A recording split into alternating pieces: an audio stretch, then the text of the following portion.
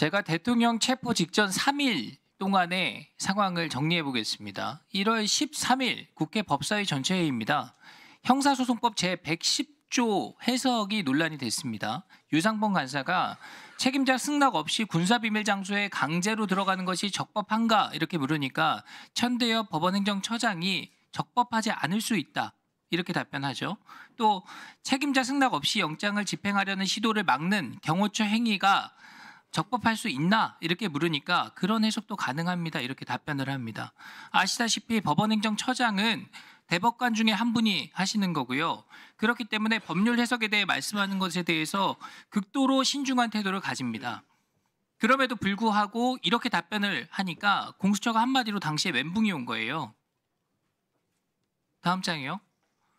그래서 다음 날인 1월 14일에 그 유명한 딱풀 공문 사건이 일어난 겁니다. 관절을 지키는 55 경비단장이 공수처 수사관들한테 협박당한 사건이죠.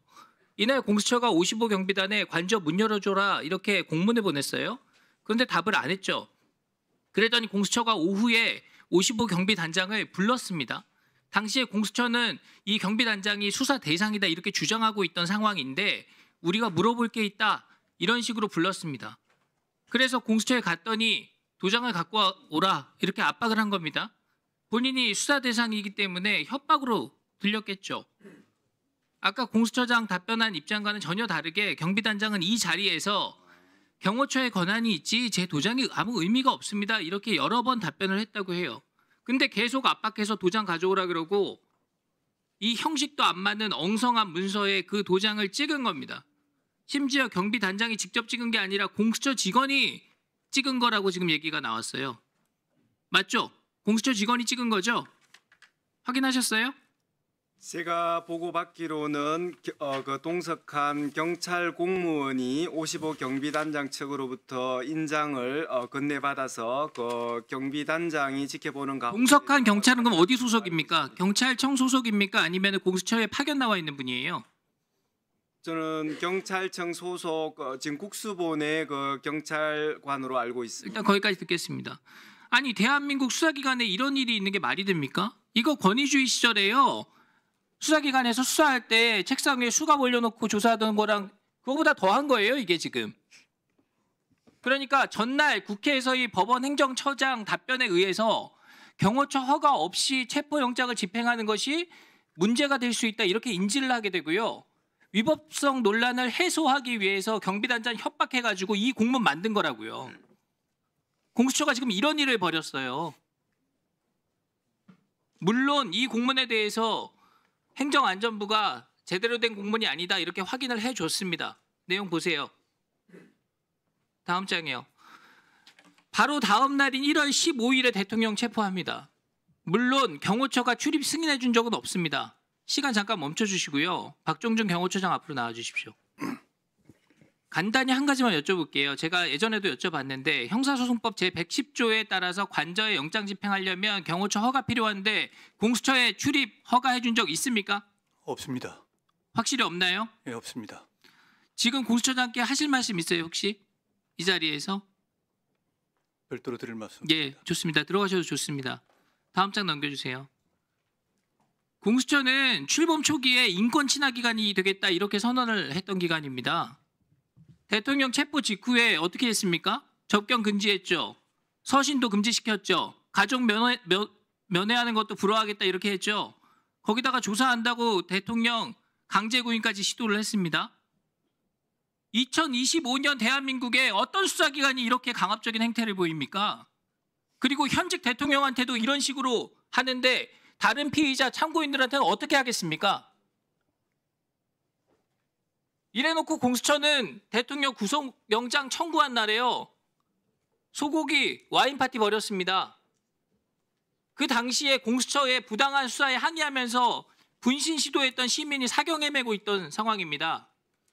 그게 아니라도 자신을 임명한 대통령이 지금 거기에 대한 구속영장 청구해놓고 마음이 무겁지 않습니까? 그걸 직원들이랑 자축하는 게 맞아요?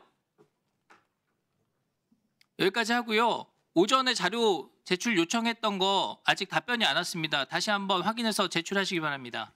마치겠습니다. 위원장님, 그 의원님의 그 일방적인 얘기에 대해서 한 2분 정도 답변할 수 네. 있는 기회를 주십시오. 말씀하십시오. 예. 지금 굉장히 이때까지 지금 반복적으로 얘기된 부분인데 간단히 소명드리겠습니다. 지금 체포영장의 집행과 관련하여 형사소송법 110조, 111조가 적용되지 않는다는 것은 이 지금 법조인이라면 다 당연히 그렇게 해석하는 당연한 조항입니다. 그 당연한 조항을 체포영장의 확인적인 의미에서 기재하였고요. 저 공수처장은 그 체포영장의 집행에 있어서 형사소송법 110조, 111조가 적용되지 않는다는 것에 대해서 한 번도 그 해석을 달리하거나 뭐 의심한 적이 없습니다.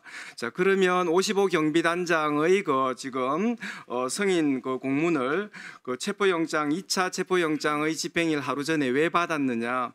지금 55 경비단장의 허가를 받은 건 경호처법에 의한 승낙을 받은 것이 아닙니다. 그 문구를 지금 의원님도 정확하게 보실 건데 군사기지법상에 우리는 승인을 한다 그런 취지입니다. 그래서 그 지금 2차 그 체포영장의 집행과 관련돼서 불상사를 막아야 된다는 그런 절박한 심정에서 55 경비단장은 체포영장의 집행에 대해서 방해하지 않는다는 의미를 확인하고 그렇게 된다면은 군인들이 반대를 하지 않기 때문에 유혈 사태를 방지할 수 있는데 큰 도움이 될 거라고 보았고 또 그런 부분들이 사실 이번 체포영장 집행에 도움이 되었다고 생각합니다.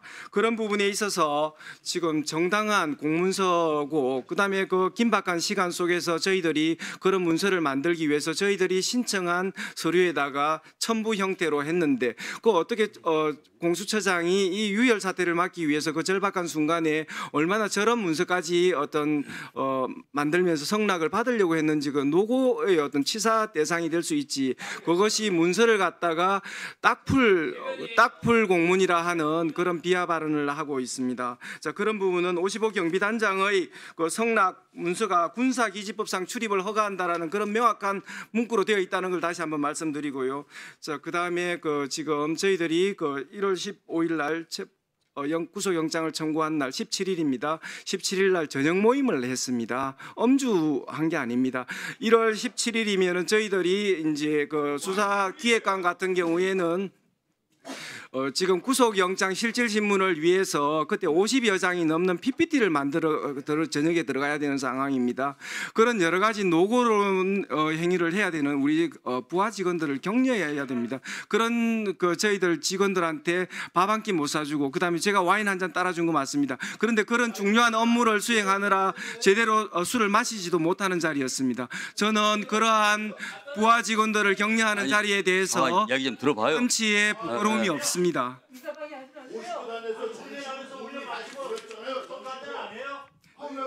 자, 2분에 걸쳐 가지고 제가 말씀드릴 수 있는 부분 말씀드렸습니다. 자, 조용하세요. 조용하세요. 예. 의원님 말씀하시죠. 제가 말이 안 되는 부분을 말씀해 주세요. 예.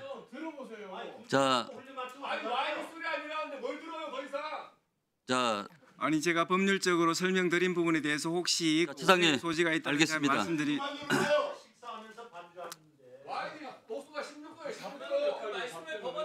자,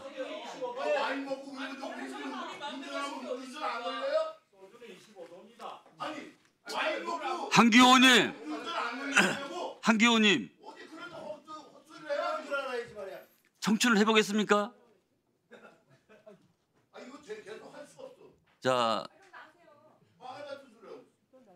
국가가 누란 위기에 있을 때 공수처가 완결체가 아님에도 작은 조직으로서 정무적 판단으로 그 어려운 일을 극복한 것에 대해서 국민들이 찬사를 보내고 있습니다. 강한 신념과 의지를 가지고 말씀하십시오. 자, 충분히 말씀드렸습니다. 용해인 의원 말씀해 주시죠. 우리 자료 요구나 한번 확인해 주십시오. 제가 2번이나 얘기를 했는데 아직도 안 하고 있습니다. 네. 자료가 큰 문제가 안 되면은 수사상 큰 문제가 안 자료 되면은 제출 의무 있는 거에 대해서는 성실히 그렇게 협조하겠습니다. 해주십시오. 자, 가만히 계십시오.